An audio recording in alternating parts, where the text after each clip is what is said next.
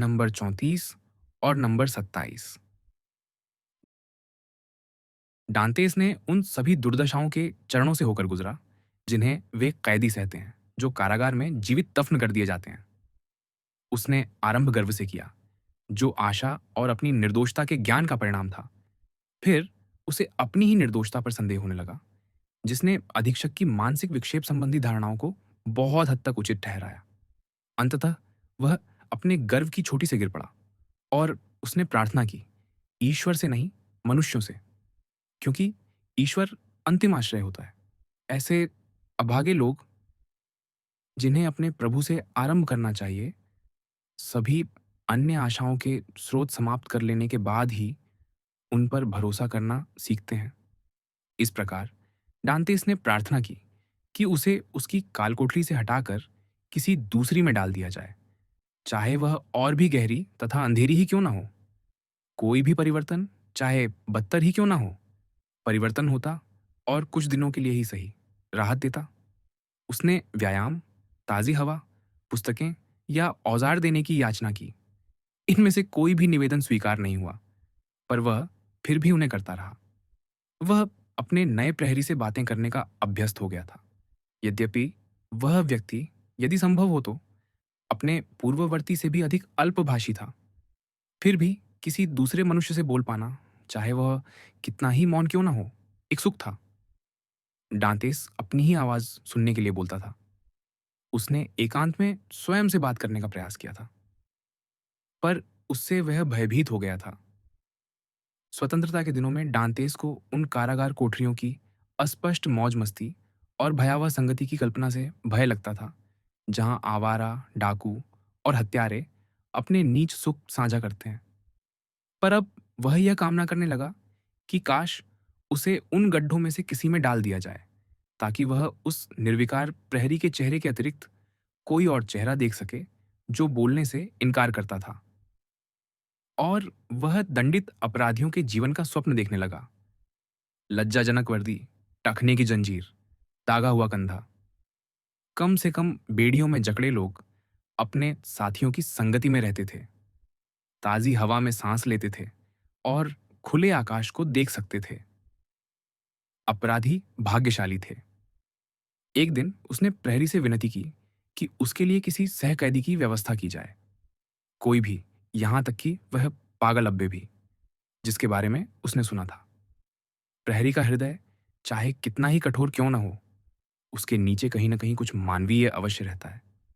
यद्यपि उसने कभी इसका कोई संकेत नहीं दिया था, फिर भी अपने हृदय की गहराइयों में वह उस अभागे युवक पर दया करता था, जिसकी कयाद इतनी कठोर थी। इसलिए उसने नंबर 34 का संदेश अधीक्षक तक पहुंचा दिया। किंतु वह व्यक्ति, जो एक राजनेता की भांति सतर्क था, इस निष्कर्ष पर पहुंचा कि डांतेस कैदियों के बीच दंगा भड़काना चाहता है, कोई षड्यंत्र रचना चाहता है, या भागने के प्रयास में सहायता के लिए किसी मित्र को पाना चाहता है। उसने निवेदन अस्वीकार कर दिया। डांतेस ने सभी मानवीय उपाय आजमा लिए थे। अनिवार्य रूप से, जैसा कि पहले कहा गया है, वह ईश्वर की ओर मुड़ा। संसार में कभी बोया गया प्रत्येक धार्मिक विचार, जिसे भाग्य के जुए के नीचे झुका कोई अभागा चुन लेता है, अब उसकी आत्मा को शीतल करने लगा। उसे वे प्रार्थनाएं स्मरण आईं जो उसकी माँ ने उसे सिखाई थीं, और उनमें उसे ऐसा अर्थ मिला जिसे उसने पहले कभी नहीं समझा था। सुखी मनुष्य के लिए प्रार्थना एक नीरस, अर्थहीन रचना होती है, जब तक कि वह दिन ना आ जाए जब पीड़ा उस उदात्त भाषा को स्पष्ट कर देती है, जिसके माध्यम से दीन पीड़ित ईश्वर से संबोधित होता है। इस प्रकार उसने प्रार्थना की, उत्साह से नहीं, उग्रता से। ऊंचे स्वर में प्रार्थना करते हुए वह अपनी ही आवाज से अब भयभीत नहीं होता था।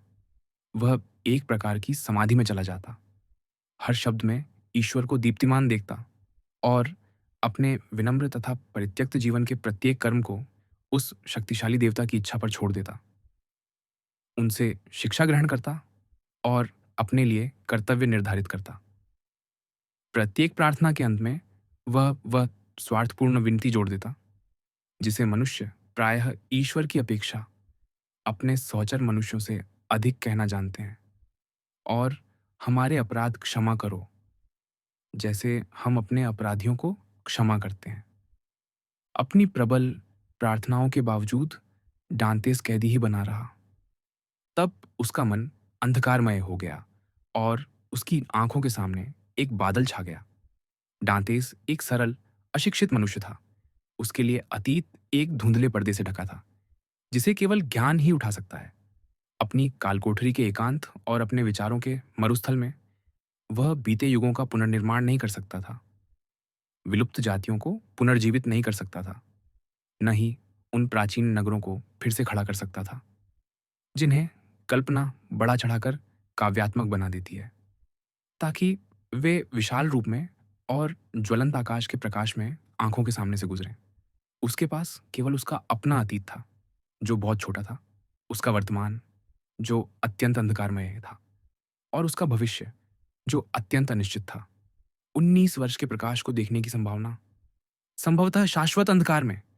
इसलिए उसके मन को भटकाने के लिए कुछ भी न था। उसकी ऊर्जावान आत्मा, जो युगों के पार उड़ जाना चाहती थी, एक पिंजरे में बंद गरुड़ की भांति जकड़ी रह गई। वह एक ही विचार से चिपका रहा, अपने उस सुख के विचार से, जिसे अभूतपूर्व भाग्य प्रहार ने बिना किसी स्पष्ट कारण के नष्ट कर दिया था। वह इस विचार को छोड़ने से इनकार करता रहा, उसे बार बार पलटता रहा, मानो उसे लोभपूर्वक निगल रहा हो। ठीक वैसे ही जैसे दांते के नरक में निर्दय उगोलिनो आर्च बिशप रोजर की खोपड़ी को चबाता है। उसका विश्वास क्षणिक था और वह उसे खो बैठा, जैसे अन्य लोग सफलता प्राप्त करने पर खो देते हैं। अंतर केवल इतना था कि उसे इससे कोई लाभ नहीं मिला था। तपस्या के बाद उन्माद आया। एडमंड के शापों से उसका प्रहरी भय से पीछे हट जाता था। वह अपनी कारागार की दीवारों से सिर पटकता और अपने चारों ओर की हर वस्तु पर, सबसे पहले स्वयं पर, क्रोध करता। रेत के एक कण, एक तिनके या हवा के झोंके से हुई थोड़ी सी असुविधा पर भी। तब उसे वह निंदा पत्र स्मरण आया, जिसे उसने देखा था, जिसे व्हीलफोर ने उसे दिखाया था, जिसे उसके हाथों ने छुआ था। उसकी प्रत्येक पंक्ति काल कोठरी की दीवार पर वैसे ही दहक उठी, जैसे बेल छज्जर के भोज में मैंने तेकेल उपहर सिन। उसने निश्चय किया कि उसे इस गर्त में धकेलने वाली शक्ति दैवी प्रतिशोध नहीं, बल्कि मानवीय घृणा थी। उसने उन अज्ञात पुरुषों को उन सभी यातनाओं के लिए अभिशप्त किया, जिन्हें उसकी प्रज्वलित कल्पना गढ़ सकती थी, और फिर भी यह मानता रहा कि सबसे भयावह यातनाएं भी उनके लिए बहुत हल्की और सबसे बढ़कर बहुत क्षणिक थीं, क्योंकि यातना के बाद मृत्यु आती है, और मृत्यु यदि विश्रांति ना भी लाए, तो कम से कम उससे मिलती-जुलती संवेदनहीनता तो ले ही आती है। वह अपने शत्रुओं के विषय में सोचते हुए अक्सर अपने आप से कहता था कि शांति मृत्यु है, और जो कोई क्रूर दंड देना चाहता है, उसे मृत्यु के अतिरिक्त अन्य साधनों की आवश्यकता होती है।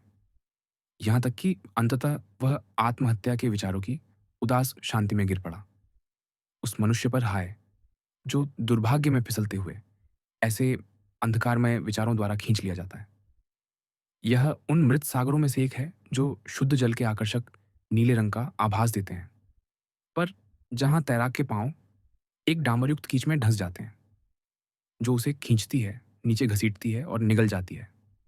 एक बार फंस जाने पर वह नष्ट हो जाता है, यदि ईश्वर उसकी सहायता को न आए, और जो भी प्रयास वह करता है, वही उसे मृत्यु के और निकट ले जाता है।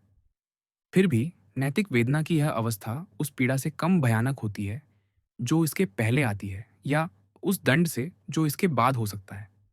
ये एक प्रकार का चक्करदार सांत्वन है, उस खुले गर्त को निहारना, जब उस गर्त की तली में शून्यता पड़ी हो। इस बिंदु तक पहुंचकर एडमंड को इस विचार में कुछ सांत्वना मिली।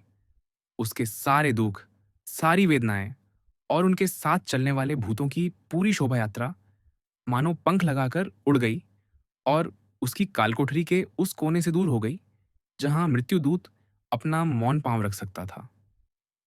डांतेस ने अपने अतीत को संभव से देखा, आने वाले समय को भय से, और उस मध्य बिंदु को चुना जो उसे शरण देता प्रतीत होता था। कभी कभी ऐसे क्षणों में वह सोचता था, मेरी दूर की यात्राओं में जब मैं अभी भी एक मनुष्य था, और जब वह मनुष्य स्वतंत्र और शक्तिशाली दूसरों को आदेश देता था जिन्हें वे पूरा करते थे, मैंने आकाश को खुलते देखा है, समुद्र को कांपते और कराहते सुना है, आकाश के किसी भाग में उठते तूफान को देखा है जो एक विशाल उकाब की भांति अपने पंखों से क्षितिज को पीटता था। तब मुझे अनुभव होता था कि मेरा जहाज केवल एक निरर्थक आश्रय है, स्वयं कांपता और थरथराता हुआ, एक दैत्य के हाथ में पंख के समान हल्का। शीघ्र ही कुछ तीखे शिलाखंडों का दिखाई देना और उन पर लहरों का भयानक गर्जन मुझे मृत्यु का बोध कराता था, और मृत्यु मुझे आतंकित कर देती थी। मैं उससे बचने का प्रयास करता था, मनुष्य के रूप में अपनी सारी शक्ति और नाविक के रूप में अपनी सारी कुशलता को ईश्वर के विरुद्ध संघर्ष में झोंक देता था। ये सब इसलिए क्योंकि तब मैं सुखी था, जीवन में लौटना सुख में लौटना था। क्योंकि मैंने मृत्यु की कामना नहीं की थी, मैंने उसे चुना नहीं था।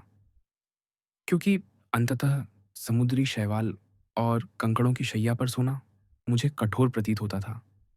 मैं, जो स्वयं को ईश्वर की प्रतिमा में बना प्राणी मानता था, अपने मरने के बाद समुद्री पक्षियों और गिद्धों का आहार बनने के विचार से विद्रोह करता था। पर आज स्थिति भिन्न है।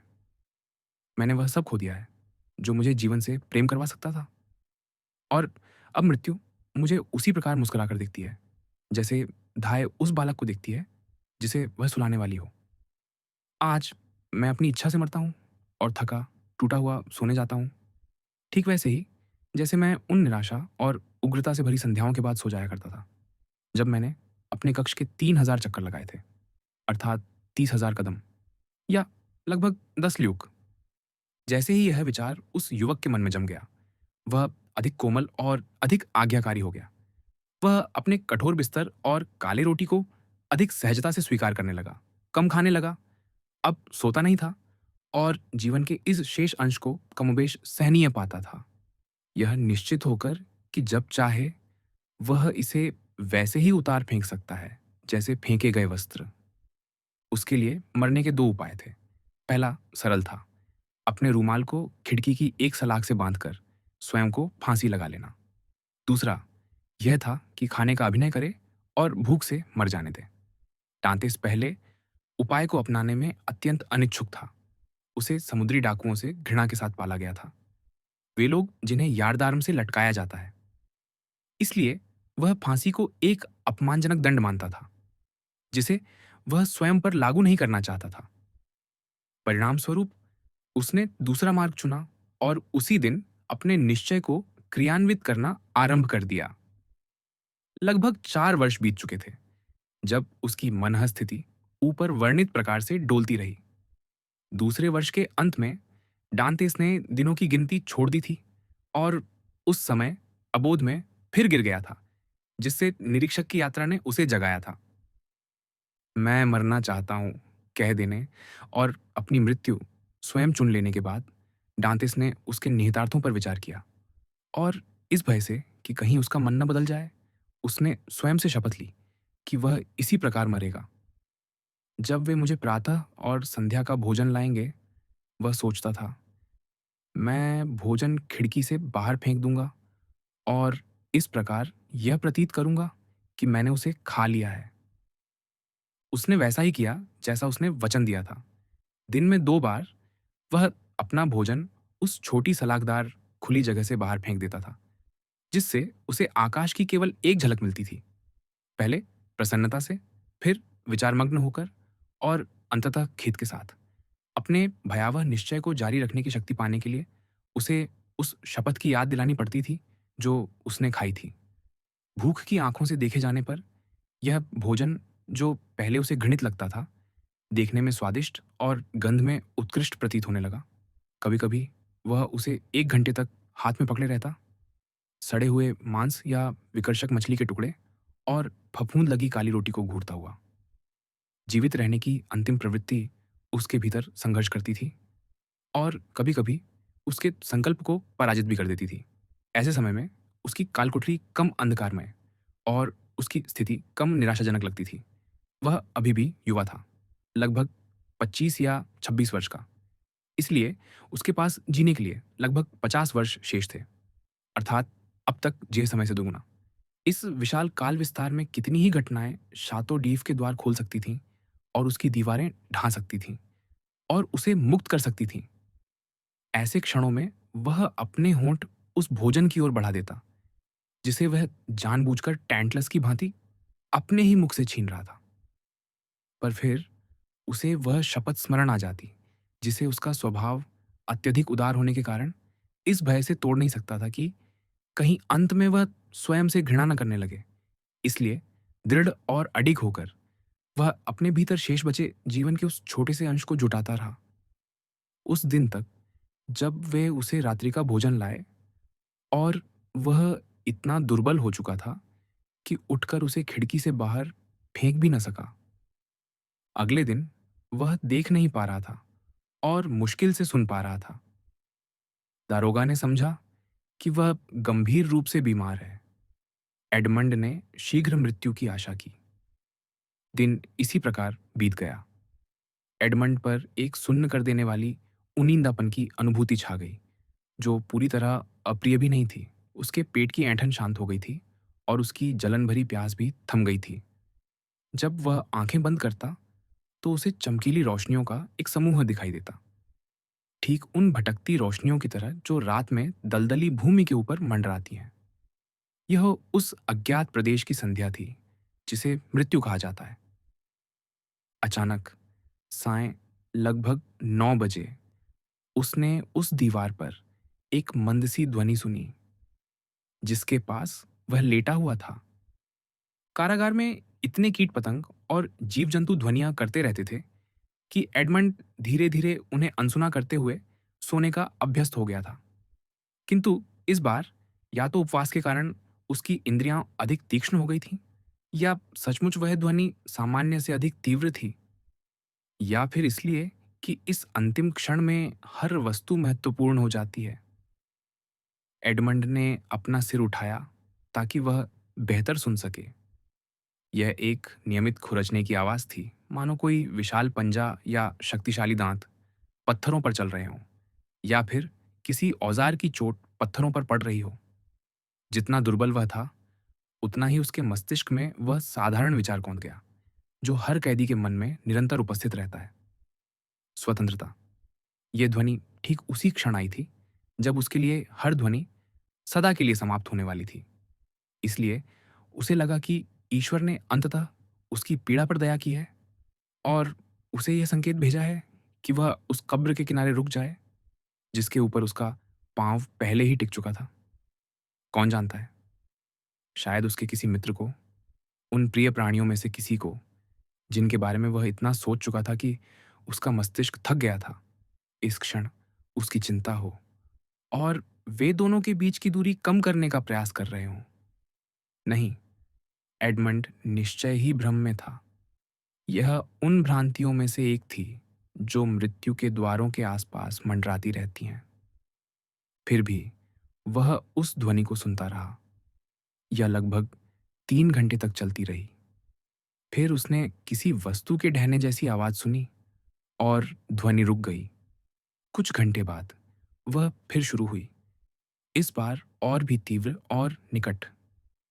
एडमंड अब इस खुदाई जैसी प्रक्रिया में रुचि लेने लगा था जो उसे संगति दे रही थी। तभी अचानक दारोगा भीतर आया। जिस सप्ताह से उसने मरने का निश्चय किया था और जिन 4 दिनों से वह उस निश्चय को कार्य रूप दे रहा था, उन दिनों में एडमंड ने उस व्यक्ति से एक शब्द भी नहीं बोला था। जब वह पूछता कि एडमंड को क्या हो गया है तो वह उत्तर नहीं देता था और जब उसे अधिक ध्यान से देखा जाता तो वह अपना मुख दीवार की ओर फेर लेता था। किंतु आज दारोगा उस मंद घिसटती ध्वनि को सुन सकता था, उससे घबरा सकता था और उसे रोकने के उपाय कर सकता था और इस प्रकार उस आशा की उस हल्की सी झलक को नष्ट कर सकता था जिसका विचार मात्र ही डांतेस को अपने अंतिम घंटों में आनंदित कर रहा था। दारोगा उसका दोपहर का भोजन लेकर आया था। डांतेस अपने बिस्तर पर उठ बैठा और जितनी ऊंची आवाज वह जुटा सकता था उतनी में हर विषय पर बोलने लगा। उसे दिए जाने वाले भोजन की खराब गुणवत्ता पर, अपनी काल कोठरी की ठंडक पर, बड़बड़ाते हुए और शिकायत करते हुए। ताकि उसे ऊंचा बोलने का बहाना मिल सके। उसने दारोगा का धैर्य परखा, जबकि वह व्यक्ति वास्तव में उस दिन अपने बीमार कैदी के लिए साफ शोरबा और ताज़ी रोटी मंगवाकर ला रहा था। सौभाग्य से उसने यह मान लिया कि डांतेस प्रलाप कर रहा है। उसने भोजन उस जर्जर मेज पर रख दिया जहां वह प्रायः उसे रखता था, और बाहर चला गया। जैसे ही वह स्वतंत्र हुआ, एडमंड प्रसन्नतापूर्वक फिर से सुनने लगा। अब वह ध्वनि इतनी स्पष्ट हो चुकी थी कि युवक उसे आसानी से सुन सकता था। इसमें कोई संदेह नहीं, उसने सोचा। चूंकि यह आवाज दिन में भी जारी है, यह निश्चय ही मेरे ही जैसा कोई दुर्भाग्यशाली कैदी होगा जो भागने का प्रयास कर रहा है। ओह! काश मैं उसके पास होता। कितनी इच्छा से मैं उसकी सहायता करता। फिर अचानक दुर्भाग्य का अभ्यस्त और सहज ही आनंद की ओर न लौट पाने वाले मन में इस पहली आशा की किरण पर एक काला बादल छा गया। उसे यह विचार आया कि यह ध्वनि उन मजदूरों के कारण भी हो सकती है, जिन्हें अधीक्षक किसी पास की कोठरी की मरम्मत के लिए लगाए हुए हो। यह जानना आसान था, पर वह पूछने का जोखिम कैसे ले? निश्चय ही वह दारोगा के आने की प्रतीक्षा कर सकता था, उसे उस ध्वनि को सुनने को कह सकता था और उसकी प्रतिक्रिया से निर्णय कर सकता था। पर यदि वह इस प्रकार अपनी जिज्ञासा शांत करता, तो क्या वह किसी अधिक मूल्यवान हित को एक क्षणिक लाभ के लिए बलिदान न कर देता? दुर्भाग्य से एडमंड का मस्तिष्क एक रिक्त पात्र बन चुका था, जिसमें केवल एक ही विचार की भनभनाहट गूंज रही थी। वह इतना दुर्बल था कि उसका मन धुइयों की एक हल्की सी लकीर की तरह भटकता था और किसी एक विचार पर टिक नहीं पाता था। उसे अपनी बुद्धि को तेज करने और अपने निर्णय की स्पष्टता पुनः प्राप्त करने का केवल एक ही उपाय दिखाई दिया। वह उस अभी-अभी लाए गए भाप उठाते शोरबे की ओर मुड़ा, उठ खड़ा हुआ, लड़खड़ाते हुए उसके पास गया, कटोरा उठाया, उसे होंठों तक ले गया और उसमें भरे तरल को एक अवर्णनीय सुख की अनुभूति के साथ पी गया। उसमें इतना संयम था कि वह वहीं रुक गया। उसने सुना था कि जब अत्यंत भूख से पीड़ित दुर्भाग्यशाली जहाज डूबे नाविकों को बचाया गया, तो वे अत्यधिक ठोस भोजन खा लेने के बाद मर गए। एडमंड ने वह रोटी, जिसे वह पहले ही होंठों तक ले जा रहा था, फिर से मेज पर रख दी और अपने बिस्तर पर लौट आया। वह अब मरना नहीं चाहता था।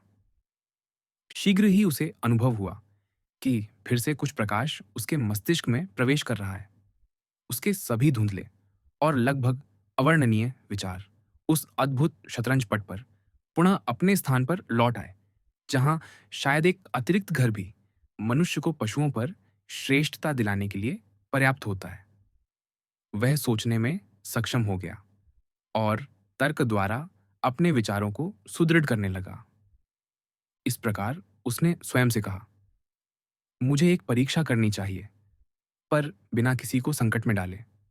यदि वह व्यक्ति जिसे मैं सुन रहा हूं कोई साधारण मजदूर है, तो मुझे केवल दीवार पर दस्तक देनी होगी और वह तुरंत अपना काम रोक देगा, यह जानने का प्रयास करने के लिए कि कौन और क्यों दस्तक दे रहा है। पर चूंकि वह न केवल वैध रूप से काम कर रहा होगा, बल्कि आदेश पर भी, वह शीघ्र ही अपना काम फिर शुरू कर देगा। यदि इसके विपरीत वह एक कैदी है, तो मेरे द्वारा की गई ध्वनि से वह चौंक जाएगा। उसे पकड़े जाने का भय होगा, इसलिए वह काम रोक देगा और केवल साय को फिर लौटेगा, जब उसे लगेगा कि सब लोग अपने बिस्तरों में हैं और सो रहे हैं। एडमंड फिर से उठा। इस बार उसके पैर स्थिर थे और उसकी आंखें स्पष्ट देख पा रही थीं। वह कोठरी के एक कोने में गया, वहां से नमी के कारण डीला पड़ा एक पत्थर निकाला और उसे लेकर लौट आया, ताकि उसे ठीक उसी स्थान पर दीवार पर ठोंक सके जहां गूंज की ध्वनि सबसे अधिक सुनाई देती थी। उसने 3 बार ठोंका। पहली ही चोट पर वह आवाज मानो जादू की तरह रुक गई। एडमंड ने ध्यान से सुना। 1 घंटा बीत गया, फिर 2, पर दीवार के उस पार से कोई और ध्वनि सुनाई नहीं दी। उसने उस ओर पूर्ण मौन उत्पन्न कर दिया था। आशा से भरकर उसने रोटी के कुछ कण खाए, पानी के कुछ घूंट निकले और उस सुदृढ़ शरीर रचना के कारण जो प्रकृति ने उसे दी थी, वह किसी हद तक फिर स्वयं को संभाल सका। दिन बीत गया और मौन बना रहा। रात आई और तब भी वह आवाज वापस नहीं आई। यह कोई कैदी है, एडमंड ने अवर्णनीय आनंद के साथ सोचा। यह सोचते ही उसका मस्तिष्क तेजी से चलने लगा और जीवन उसमें फिर लौट आया, और भी अधिक प्रबल रूप से, क्योंकि अब उसके पास उसे सक्रिय रखने के लिए कुछ था। रात बीत गई और उसने रत्ती भर भी ध्वनि नहीं सुनी। उस रात एडमंड ने आंखें नहीं मूंदी।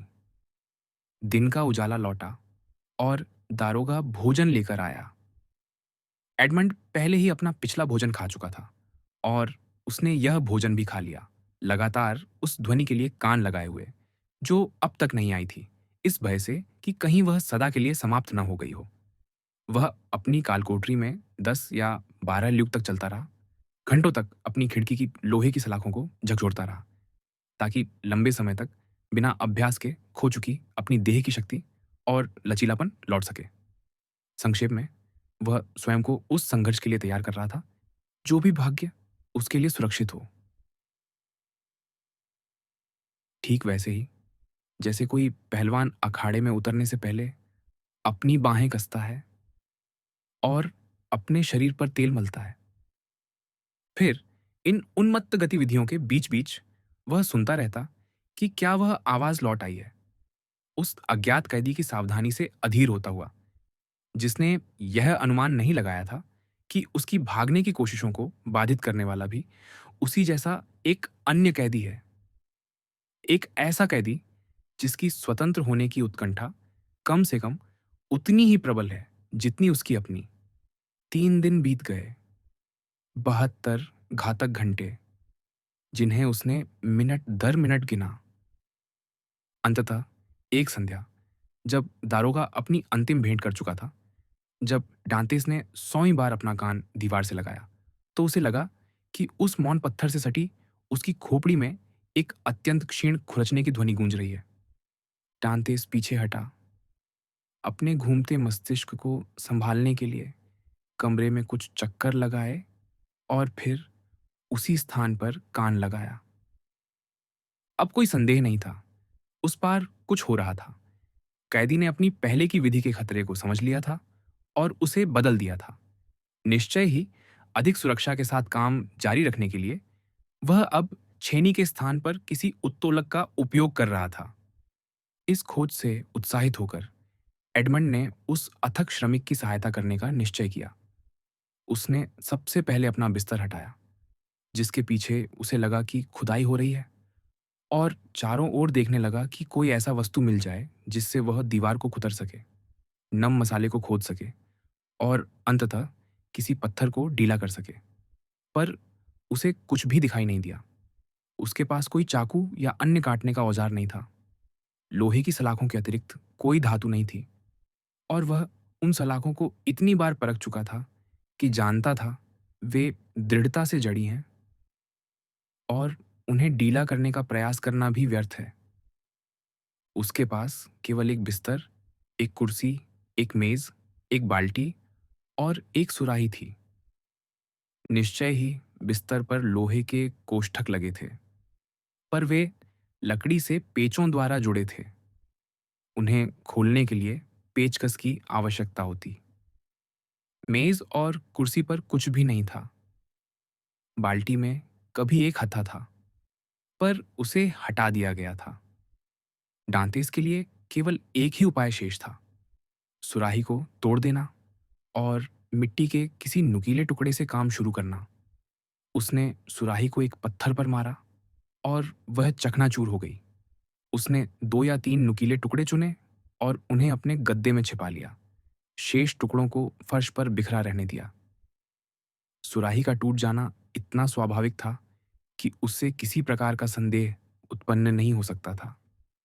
एडमंड के पास पूरी रात काम करने के लिए थी, पर अंधेरे में वह बहुत कम प्रगति कर सका, क्योंकि उसे टटोल टटोल कर काम करना पड़ता था, और उसने समझ लिया कि वह अपने कच्चे औजार को ऐसे पत्थर पर कुंद कर रहा है जो उससे अधिक कठोर है। इसलिए उसने बिस्तर वापस रख दिया और दिन के उजाले की प्रतीक्षा की। आशा के साथ उसने धैर्य भी पुनः पा लिया था। उस पूरी रात वह सुनता रहा, अज्ञात खनिक को अपनी भूमिगत खुदाई जारी रखते हुए सुनता हुआ। दिन हुआ और दारोगा भीतर आया।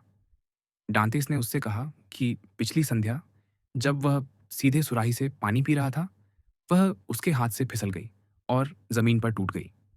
दारोगा बड़बड़ाता हुआ नई सुराही लाने चला गया, बिना पुराने टुकड़ों को उठाने की भी परवाह किए।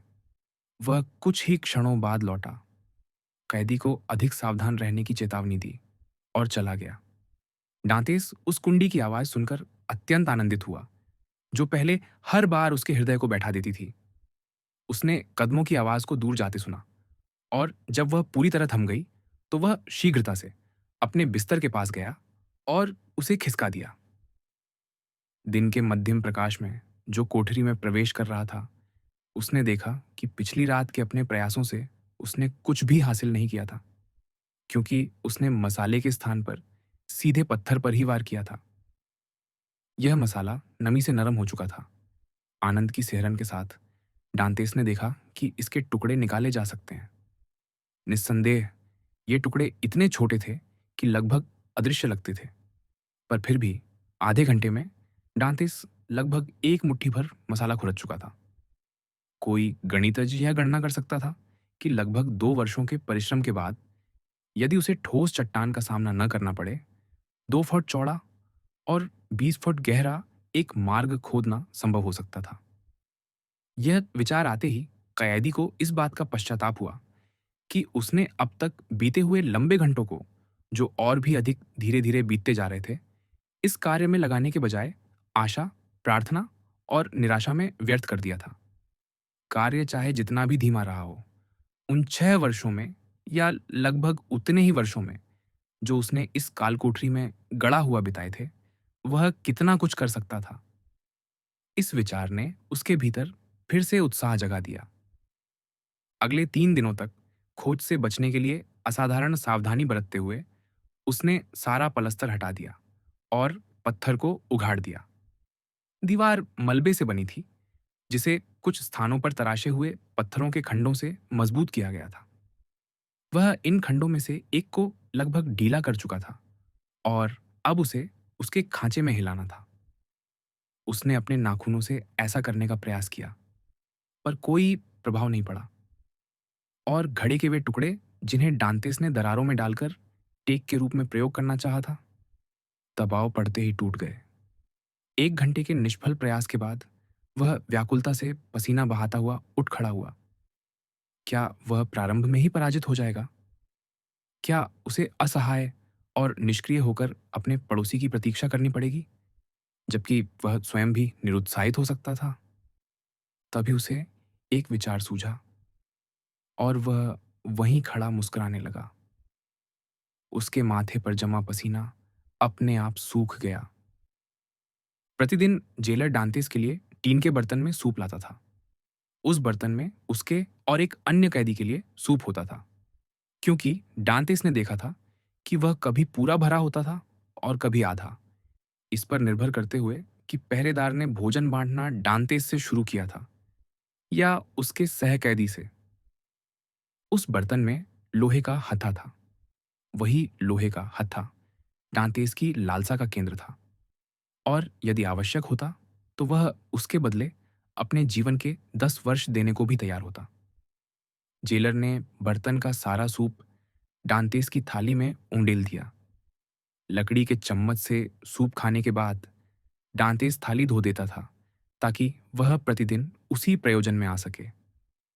संध्या को डांतेस ने थाली दरवाजे और मेज के बीच फर्श पर रख दी। भीतर आते समय जेलर ने उस पर पांव रख दिया और वह 1000 टुकड़ों में टूट गई। इस बार उसके पास डांतेस को दोष देने का कोई कारण नहीं था। निस्संदेह थाली फर्श पर छोड़ना डांतेस की भूल थी, पर जेलर की भी यह भूल थी कि उसने चलने में ध्यान नहीं रखा। इसलिए वह केवल बड़बड़ाया। फिर उसने चारों ओर देखा कि सूप कहाँ उंडेला जाए। चूंकि डांतेस के पास अब केवल वही एक बर्तन था, कोई विकल्प नहीं था। बर्तन यहीं छोड़ दीजिए, डांतेस ने कहा। आप इसे कल मेरा रात्रि भोजन लाते समय ले सकते हैं। यह सलाह जेलर को भा गई, क्योंकि इससे उसे ऊपर जाकर फिर नीचे और फिर ऊपर जाने की मेहनत से मुक्ति मिल गई। वह बर्तन छोड़ गया। डांतेस आनंद से कांप उठा। इस बार उसने उतावलेपन से सूप और मांस खाया, जो, जैसा कि कारागारों में प्रचलित है, सूप में ही डाला जाता था। फिर यह सुनिश्चित करने के लिए कि कहीं जेलर का मन न बदल जाए, उसने 1 घंटा प्रतीक्षा की। फिर अपना बिस्तर हटाया, बर्तन उठाया, हत्थे के सिरे को उस पत्थर के खंड और उसके चारों ओर के मलबे के बीच फंसाया, जिसे वह पहले ही पलस्तर से साफ कर चुका था, और उसे टेक देने लगा। पत्थर में आई हल्की सी गति ने उसे विश्वास दिला दिया कि वह सफल हो रहा है। और वास्तव में 1 घंटे के भीतर वह पत्थर दीवार से निकल आया, जिससे 1.5 फुट से अधिक व्यास का एक छेद बन गया।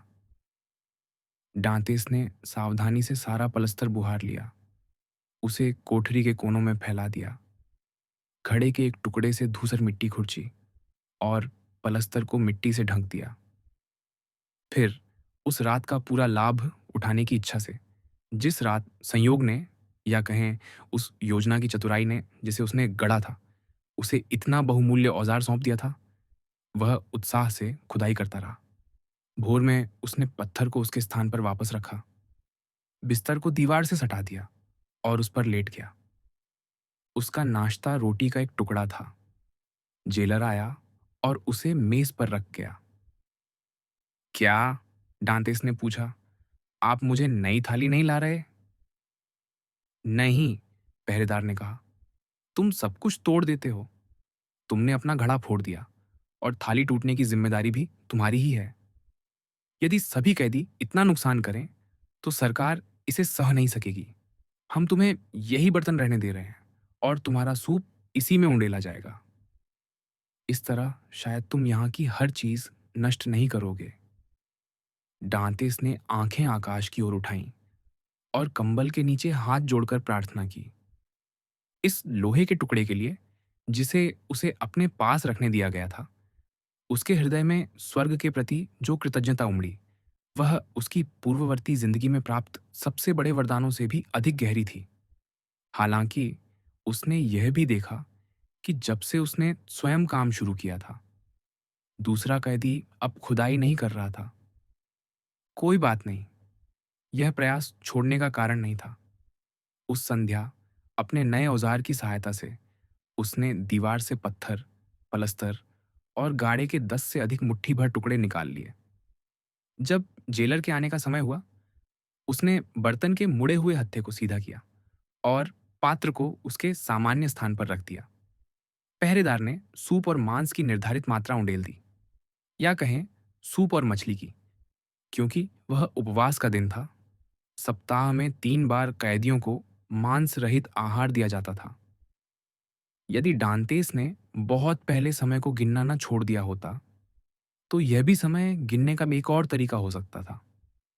फिर सूप उंडेल कर पहरेदार चला गया। इस बार डांतेस यह जानना चाहता था कि क्या उसका पड़ोसी सचमुच काम छोड़ चुका है। उसने कान लगाया। सब कुछ उतना ही मौन था जितना उन 3 दिनों में रहा था जब काम रुका हुआ था। डांतेस ने आह भरी।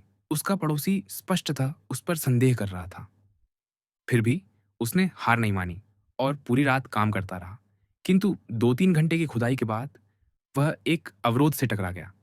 लोहा अब काट नहीं रहा था, बल्कि एक सपाट सतह पर फिसल रहा था।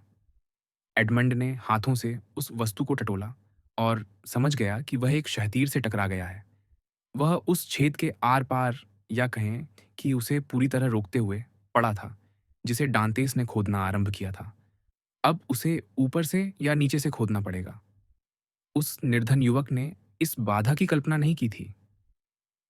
हे मेरे ईश्वर, मेरे ईश्वर, वह पुकार उठा। मैंने आपसे इतनी बार प्रार्थना की है कि मुझे आशा थी आपने मुझे सुन लिया होगा। हे ईश्वर, जीवन में मेरी स्वतंत्रता छीन लेने के बाद हे ईश्वर, मृत्यु की शांति भी मुझसे छीन लेने के बाद, हे ईश्वर, जब आपने मुझे फिर जीवन की ओर बुलाया है, तो मुझ पर दया कीजिए। ईश्वर, मुझे निराशा में मरने न दीजिए। कौन है जो एक ही समय में ईश्वर और निराशा की बात करता है? एक आवाज ने पूछा, जो मानो धरती के नीचे से आ रही थी और जो अंधेरे में दबकर युवक के कानों में समाधि जैसी गूंज के साथ पहुंची। एडमंड के सिर के बाल खड़े हो गए और वह घुटनों के बल पीछे सरक गया। आह! वह चिल्लाया, मैं किसी मनुष्य की आवाज सुन सकता हूं। पिछले 4 या 5 वर्षों से एडमंड ने अपने जेलर के अतिरिक्त किसी को बोलते नहीं सुना था, और किसी कैदी के लिए जेलर मनुष्य नहीं होता, बल्कि उसकी कोठरी के ओक द्वार से जुड़ा एक जीवित द्वार और लोहे की सलाखों से जुड़ी हुई मांसल छड़ होता है। ईश्वर के नाम पर! डांतेस पुकार उठा, जिसने भी बोला है, फिर बोलो, चाहे तुम्हारी आवाज ने मुझे भयभीत कर दिया हो। तुम कौन हो? पहले ये बताओ कि तुम कौन हो? उस आवाज ने कहा। एक दुर्भाग्यशाली कैदी, डांतेस ने उत्तर दिया, उत्तर देने में बिल्कुल भी अनिच्छुक न होते हुए। किस देश का? फ्रांस। और तुम्हारा नाम? एडमंड डांतेस। पेशा? नाविक। यहां कितने समय से हो? 28 फरवरी 1815 से। तुम्हारा अपराध क्या था? मैं निर्दोष हूं, पर तुम पर आरोप क्या लगाया गया? सम्राट की वापसी के लिए षड्यंत्र रचने का। क्या? सम्राट की वापसी? तो क्या वह अब सिंहासन पर नहीं है? उन्होंने 1814 में फॉन्टेनब्लो में पदत्याग किया और एल्बा द्वीप में निर्वासित कर दिए गए। पर आप स्वयं के विषय में क्या? यदि आपको इन सब बातों का कुछ भी ज्ञान नहीं है, तो आप यहां कितने समय से हैं? 1811 से। डांतेस कांप उठा। ये मनुष्य उससे 4 वर्ष अधिक समय से कैद में था। अच्छा, अब और मत खोदो, उस आवाज ने शीघ्रता से कहा। बस मुझे यह बताओ कि जो छेद तुमने खोदा है, वह किस स्तर पर है? भूमि स्तर पर। वह कैसे छिपाया गया है? मेरे बिस्तर के पीछे। जब से तुम इस कोठरी में हो, क्या तुम्हारा बिस्तर कभी हटाया गया है? एक बार भी नहीं। तुम्हारी कोठरी के बाहर क्या है? एक गलियारा। जो कहाँ जाता है? आंगन की ओर। हाय! उस आवाज ने कहा। हे स्वर्ग! क्या बात है? डांतेस चिल्लाया। बात यह है कि मैंने भूल कर दी है। मेरे रेखाचित्रों की असावधानी ने मुझे भटका दिया। दिशा सूचक के बिना मैं नष्ट हो गया हूं। मेरे नक्शे पर रेखा की मोटाई जितना विचलन जमीन पर 15 फुट के बराबर निकला, और जिस दीवार को तुम खोद रहे हो, मैंने उसे किले की दीवार समझ लिया। पर तब तो आप समुद्र में निकल आते। यही तो मैं चाहता था। मान लीजिए आप सफल हो जाते, तो मैं उसमें कूद पड़ता और शातोडीव के आसपास के किसी द्वीप तक तैर जाता, या तो इलेदोम या इलेदतिबुले, या यहां तक कि तट तक, और तब मैं बच जाता। क्या आप इतनी दूर तैर पाते? ईश्वर मुझे शक्ति देते, पर अब सब कुछ खो गया है। खो गया? हाँ। अपने छेद को सावधानी से बंद कर दो, उस पर काम रोक दो, किसी बात पर ध्यान मत दो, और मेरे संपर्क में आने की प्रतीक्षा करो। आप कौन हैं? कम से कम यह तो बताइए कि आप कौन हैं? मैं नंबर 27 हूं। तो क्या आप मुझ पर विश्वास नहीं करते? डांतेस ने पूछा। उसे लगा कि पत्थरों के भीतर से एक कड़वी हंसी उसकी ओर चली आई है। ओह, मैं एक अच्छा ईसाई हूं, उसने पुकारा, सहज ही यह अनुमान लगाते हुए कि वह मनुष्य उसे छोड़ देने का विचार कर रहा है। मैं मसीह के नाम पर शपथ लेता हूं, कि अपने और आपके जेलरों को सत्य का संकेत देने की अपेक्षा मैं स्वयं मर जाना स्वीकार करूंगा। पर ईश्वर के नाम पर मुझे अपनी उपस्थिति से वंचित मत कीजिए, अपनी आवाज से वंचित मत कीजिए। नहीं तो मैं शपथ लेता हूं, मैं अपना सिर दीवार से दे मारूंगा और मेरी मृत्यु का अपराध आपके विवेक पर होगा। तुम्हारी आयु कितनी है? तुम्हारी आवाज किसी युवा की सी लगती है। मैं अपनी आयु नहीं जानता, क्योंकि यहाँ आने के बाद से मेरे पास समय मापने का कोई साधन नहीं रहा। बस इतना जानता हूँ कि गिरफ्तारी के समय 18 फरवरी 1815 को मैं 19 के निकट था। अभी पूरे 26 भी नहीं। वह आवाज बुदबुदाई। अच्छा, तब इस आयु में मनुष्य अब भी गद्दार नहीं होते? नहीं नहीं, मैं इसकी शपथ लेता हूँ, डांतिस ने फिर कहा। मैं पहले ही कह चुका हूँ और फिर कहता हूँ कि आपको धोखा देने की अपेक्षा मैं स्वयं को टुकड़े टुकड़े कटवा दूंगा। तुमने मुझसे बात करके अच्छा किया और विनती करके भी अच्छा किया, क्योंकि मैं अपनी योजनाएं बदलने और तुमसे कोई सरोकार न रखने ही वाला था। पर तुम्हारी आयु ने मुझे आश्वस्त कर दिया है। मैं तुम्हारे पास आऊंगा। मेरी प्रतीक्षा करो। कब? मुझे जोखिमों की गणना करनी होगी। मैं तुम्हें संकेत दूंगा। पर आप मुझे छोड़ेंगे नहीं, मुझे अकेला नहीं छोड़ेंगे। आप या तो मेरे पास आएंगे या मुझे आपके पास आने देंगे। हम साथ साथ भाग निकलेंगे। और यदि हम न भाग सके तो हम बातें करेंगे, आप उनके विषय में जिन्हें आप प्रेम करते हैं और मैं उनके विषय में जो मुझे प्रिय हैं। क्या आप किसी से प्रेम करते हैं? मैं संसार में अकेला हूं, तो आप मुझे प्रेम करेंगे। यदि आप युवा हैं तो मैं आपका मित्र बनूंगा। यदि वृद्ध हैं तो आपका पुत्र। मेरा एक पिता है जो यदि जीवित है तो 70 वर्ष के होंगे। मैंने केवल उन्हें और एक युवती को प्रेम किया था जिसका नाम मर्सिडीज है। मुझे विश्वास है कि मेरे पिता ने मुझे नहीं बुलाया होगा, पर उसके विषय में ईश्वर जाने वह अब भी मुझे स्मरण करती है या नहीं। मैं आपसे उसी प्रकार प्रेम करूंगा जैसे मैंने अपने पिता से किया। ठीक है, कैदी ने कहा। कल तक। ये कुछ शब्द ऐसे स्वर में कहे गए थे कि डांतेस को विश्वास हो गया। उसने और कुछ नहीं पूछा, बल्कि उठ खड़ा हुआ। पहले की तरह दीवार से निकाले गए मलबे के विषय में वही सावधानियां बरतीं और अपना बिस्तर फिर से उसके सामने खिसका दिया। यह समझकर कैदी को खेद हुआ कि उसने अब तक बीते लंबे घंटों को, जो धीरे धीरे और भी अधिक धीरे बीतते गए थे, इस काम में लगाने के बजाय आशा, प्रार्थना और निराशा में नष्ट कर दिया था।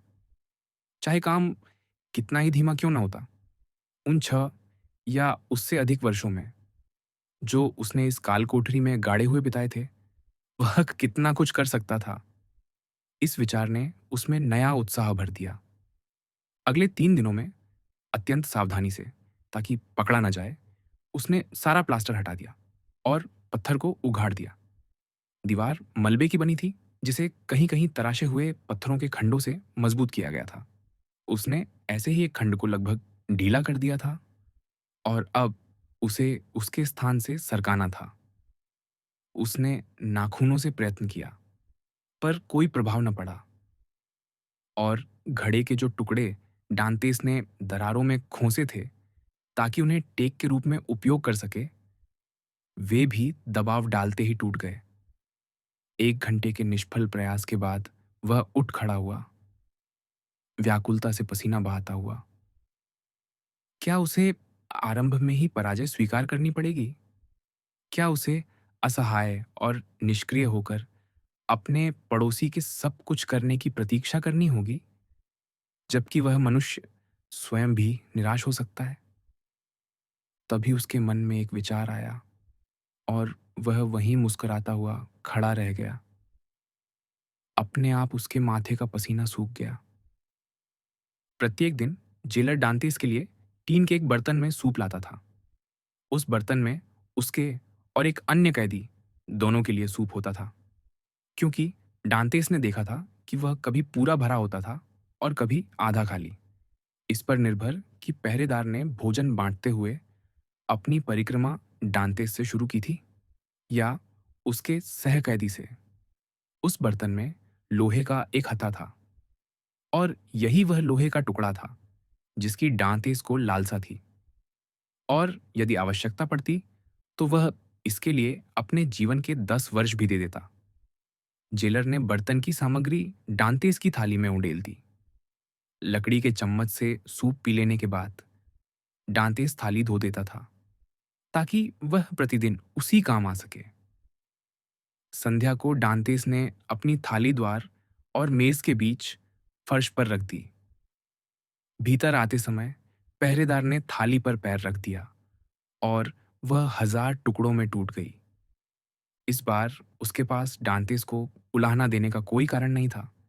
निस्संदेह थाली फर्श पर छोड़ना उसकी भूल थी, पर जहां चल रहा था वहां न देखना पहरेदार की भी भूल थी। इसलिए उसने केवल बड़बड़ाया। फिर उसने इधर उधर देखा कि सूप कहाँ उंडेला जाए। चूंकि डांतेस के पास वही एक थाली थी, कोई विकल्प न था। बर्तन यहीं छोड़ दीजिए, डांतेस ने कहा। कल जब आप मेरा रात्रि भोजन लाएंगे तब इसे ले जाइएगा। यह सुझाव पहरेदार को भा गया, क्योंकि इससे उसे ऊपर नीचे आने जाने की मेहनत बच जाती थी। उसने बर्तन छोड़ दिया। डांतेस आनंद से कांप उठा। इस बार उसने उत्साहपूर्वक सूप और मांस खाया, जो जैसा कि कारागारों में प्रचलित है, सूप के साथ ही डाला जाता था। फिर 1 घंटे तक प्रतीक्षा करने के बाद, यह सुनिश्चित करने के लिए कि कहीं पहरेदार अपना विचार न बदल ले, उसने बिस्तर हटाया, बर्तन उठाया, उसके हत्थे का सिरा उस पत्थर के खंड और आसपास के मलबे के बीच खोसा, जिसे उसने प्लास्टर से साफ कर दिया था, और उसे टेक देना आरंभ किया। पत्थर में हल्की सी गति ने उसे विश्वास दिलाया कि वह सफल हो रहा है, और वास्तव में 1 घंटे के भीतर वह पत्थर दीवार से निकल आया, जिससे 1.5 फुट से अधिक व्यास का एक छेद बन गया। डांतेस ने सावधानी से सारा प्लास्टर समेटा, उसे कोठरी के कोनों में फैला दिया, अपने घड़े की एक किरच से धूसर मिट्टी खुरची और प्लास्टर को मिट्टी से ढक दिया। फिर इस रात का पूरा लाभ उठाने की इच्छा से, जिसमें संयोग ने, या कहें कि उस योजना की चतुराई ने जो उसने रची थी, उसे इतना मूल्यवान औजार दे दिया था, वह उत्साह से खोदता रहा। भोर होने पर उसने पत्थर को उसके स्थान पर वापस रखा, बिस्तर दीवार के सामने खिसकाया और उस पर लेट गया। उसका नाश्ता एक टुकड़ा रोटी था। पहरेदार आया और उसे मेज पर रख गया। क्या? डांतिस ने पूछा। आप मुझे नई थाली नहीं ला रहे? नहीं, पहरेदार ने कहा। तुम सब कुछ तोड़ डालते हो। तुमने अपना घड़ा तोड़ा और मेरी वजह से तुम्हारी थाली टूटी। ये तुम्हारी ही गलती है। यदि सभी कैदी इतना नुकसान करें तो सरकार उसका भार नहीं उठा सकेगी। हम तुम्हें यही बर्तन दे रहे हैं, और तुम्हारा सूप इसी में उंडेला जाएगा। इस तरह शायद तुम यहाँ की हर चीज नष्ट नहीं करोगे। डांतेस ने आकाश की ओर दृष्टि उठाई और कंबल के नीचे हाथ जोड़कर प्रार्थना की। लोहे का यह टुकड़ा, जिसे अपने पास रखने की उसे अनुमति मिल गई थी, उसके हृदय में स्वर्ग के प्रति कृतज्ञता की कहीं अधिक गहरी लहर जगा गया, जितनी उसने अपने पूर्व जीवन में उस पर उतरी सबसे बड़ी कृपाओं से भी कभी अनुभव की थी। फिर भी उसने देखा था कि जब से उसने स्वयं काम आरंभ किया था, दूसरा कैदी अब खोद नहीं रहा था। कोई बात नहीं, यह उसके प्रयास छोड़ने का कारण नहीं था। उसी संध्या अपने नए औजार की सहायता से उसने दीवार से पत्थर भराव, प्लास्टर और गाड़े की 10 से अधिक मुट्ठियां निकाल लीं। जब पहरेदार के आने का समय हुआ, उसने बर्तन के मुड़े हुए हत्थे को सीधा किया और पात्र को उसकी सामान्य जगह पर रख दिया। पहरेदार ने सूप और मांस का नियत भाग उंडेल दिया, या कहें सूप और मछली, क्योंकि वह उपवास का दिन था। सप्ताह में 3 बार कैदियों को बिना मांस का भोजन दिया जाता था।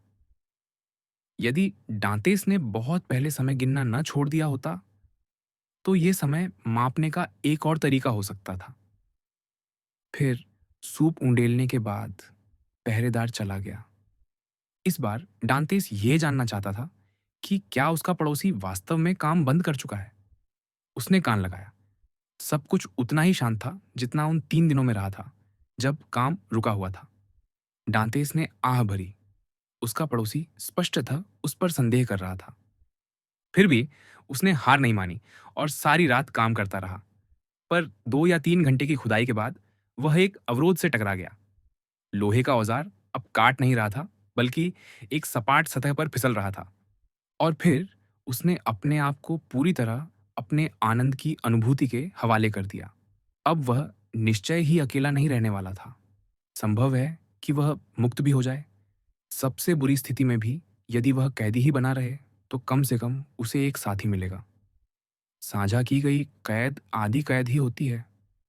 साथ साथ निकली हुई आहें लगभग प्रार्थनाएं बन जाती हैं, और दो हृदयों से निकली प्रार्थनाएं लगभग अनुग्रह के कार्य होती हैं। दिन भर डांतेस अपनी कोठरी में इधर उधर आता जाता रहा। उसका हृदय आनंद से उछल रहा था। कभी कभी यह आनंद उसे घुटन सा देने लगता था। गलियारे में जरा सी भी आवाज होते ही वह अपने बिस्तर पर कूद जाता और दोनों हाथों से अपनी छाती को जकड़ लेता। एक दो बार उसके मन में यह भय भी आया कि कहीं उसे उस अपरिचित व्यक्ति से अलग न कर दिया जाए, जिसे वह पहले ही मित्र की भांति प्रेम करने लगा था। तब उसने निश्चय कर लिया, जिस क्षण दारोगा उसका बिस्तर हटाकर दीवार में बने उस छेद को देखने के लिए झुकेगा, वह उस पत्थर से जिस पर उसका घड़ा रखा था, उसका सिर फोड़ देगा। वह भली भांति जानता था कि तब उसे मृत्युदंड दिया जाएगा। पर क्या वह उस उबाऊपन और निराशा से मरने ही वाला नहीं था, जब उस चमत्कारी ध्वनि ने उसे फिर से जीवन में लौटा दिया था? संध्या को दारोगा आया। डांतेस अपने बिस्तर पर था, क्योंकि वहीं से वह अधूरे छेद की बेहतर रक्षा कर सकता था। उसने इस अवांछित आगंतुक को शायद कुछ अजीब ढंग से देखा, क्योंकि उस व्यक्ति ने कहा, अरे अरे, क्या तुम फिर से पागल हो रहे हो? डांतेस ने उत्तर नहीं दिया, इस भय से कि उसकी आवाज में छिपा भाव उसे प्रकट न कर दे। दारोगा सिर हिलाता हुआ चला गया। जब रात हुई तो डांतेस ने सोचा कि उसका पड़ोसी इस निस्तब्धता और अंधकार का लाभ उठाकर फिर बातचीत आरंभ करेगा, पर वह गलत सिद्ध हुआ। रात बीत गई, पर उसकी ज्वरग्रस्त प्रतीक्षा को शांत करने के लिए कोई भी ध्वनि नहीं आई। किंतु अगले दिन प्रातःकालीन निरीक्षण के बाद, जब वह अब भी अभी अपना बिस्तर दीवार से हटा ही रहा था, उसने 3 थपथपाहटें सुनी समान अंतराल पर। वह घुटनों के बल गिर पड़ा। क्या आप ही हैं? उसने कहा। मैं यहां हूं। क्या तुम्हारा दारोगा चला गया है? उस आवाज ने पूछा। हाँ, डांतेस ने कहा। वह अब संध्या तक वापस नहीं आएगा। हमारे पास 12 घंटे की स्वतंत्रता है। तो क्या मेरे लिए कार्य करना सुरक्षित है? आवाज ने पूछा। हाँ हाँ, देर मत कीजिए, अभी करिए, मैं आपसे विनती करता हूँ। डांतेस आधा छेद के भीतर था, और उसी क्षण जिस जमीन पर उसने अपने दोनों हाथ टिकाए थे, वह उसके नीचे से खिसकती सी प्रतीत हुई। वह पीछे की ओर गिर पड़ा, जबकि मिट्टी, मलबे और टूटे पत्थरों का एक ढेर उस गड्ढे में गिर गया, जो उसी छेद के नीचे खुल गया था, जिसे उसने स्वयं बनाया था। फिर उस अंधेरे गड्ढे की तली में, जिसकी गहराई का वह अनुमान भी नहीं कर सकता था, उसने पहले एक सिर उभरते देखा, फिर कुछ कंधे, और अंततः एक पूरा मनुष्य, जो काफी फुर्ती के साथ उस सुरंग से बाहर निकल आया जिसे उन्होंने खोदा था।